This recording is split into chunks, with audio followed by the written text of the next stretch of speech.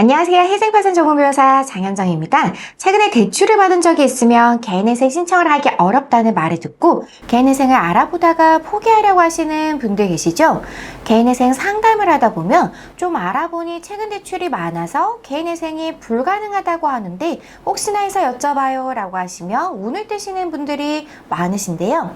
그런데 최근 대출을 받은 적이 있다고 해서 모두 개인회생이 불가능한 것은 아니세요. 개인회생의 경우에는 회생 신청을 알아보기 직전까지 채무를 갚기 위해서 돌려막기를 해서라도 원금과 이자를 계속 갚으시는 경우가 많으셔서요.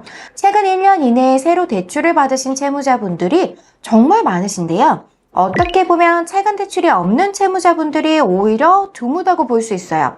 그래서 최근 대출이 있다고 해서 개인회생이 굉장히 어렵다거나 안 된다는 것은 잘못 알고 계신 부분이라고 볼 수 있는 거죠. 그런데도 최근 대출이 있으면 개인회생을 하기 어렵다는 말씀들을 왜 많이들 하시는 걸까요?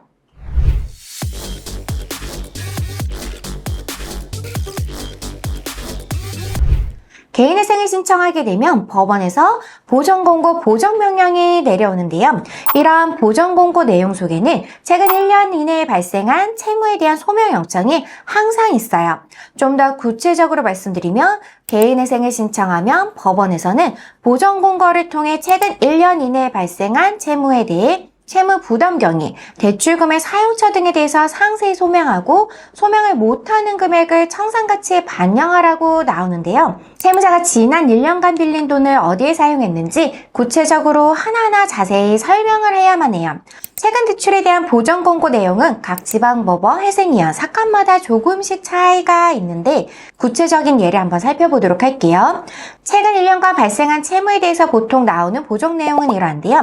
개인회생 채권자 목록 기재 채권번호 1번, 2번은 최근 1년 이내에 발생한 채무이므로 이랑 각 대출금의 사용 내역을 각 채무별로 입출금 일자에 따라 아래 표와 같은 양식으로 정리하고 2항, 금융자료는 각 채무와 관련된 거래 내역이 있는 부분은 모두 형광펜으로 표시하여 제출하되 금융거래로 대출금의 대안이 확인되지 않는 경우 완납 확인서를 제출하고 3항, 도박자금, 유흥비, 개인채무 변제, 과도한 생활비, 사용처가 불분명한 금액은 청산가치에 반영하시기 바랍니다. 이렇게 보정공고가 나왔다고 하더라도 최근 대출이 정말 필요한 생활비나 병원비 등 생계유지나 소득활동을 위해서 생긴 것이라면 전혀 걱정하실 것은 없으세요.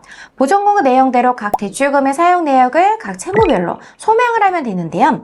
보정공고 2항의 내용을 살펴보면 대안대출이라고 해서 기존에 빌린 돈을 다른 은행으로 갈아타기 위해서 생긴 채무라면 법원에서 그 소비에 정당한 이유가 있다고 보고 있어서 법원에서도 금융거래로 대안을 소명을 하라고 하고 있어요.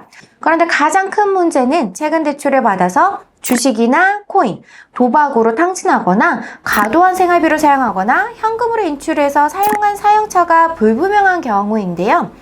이런 경우라고 하더라도 무조건 개인회생이 안 되는 것은 아니고요. 대출받은 자금으로 주식이나 코인 등으로 손실이 발생한 경우에도 일부를 현 청산가치에 반영을 해서 변제금을 조정해서 개인회생을 면책을 받을 수는 있으세요. 최근에는 주식이나 도박으로 들어간 모든 돈을 청산가치에 반영해서 견제계약안을 짜는 것은 아닌데요. 실제로 손해를 본 손실가만큼 또는 현재 남아있는 잔존금액만큼 청산가치에 반영하도록 하고 있고 그리고 반영을 하더라도 그 반영 비율이 전부가 아닌 일부분으로 줄일 수 있도록 보정서를 잘 작성을 해서 채무자분께서 변제할 수 있는 변제금으로 변제계획안을 작성하는 것이 너무나도 중요하세요. 감당할 수 없는 높은 변제금으로 인가결정을 받게 되면 나중에 실제로 제대로 납부하지 못하는 경우가 생길 수 있는데요. 그러면은 개인회생이 폐지가 될 우려가 있어요. 그러면 개인회생 절차를 진행한 것이 아무런 소용이 없잖아요. 그래서 인가를 받는 것도 중요하지만 실제로 채무자가 납부할 수 있는 금액과 기간으로 인가를 받는 것이 개인회생에서는 너무나도 중요한 거죠.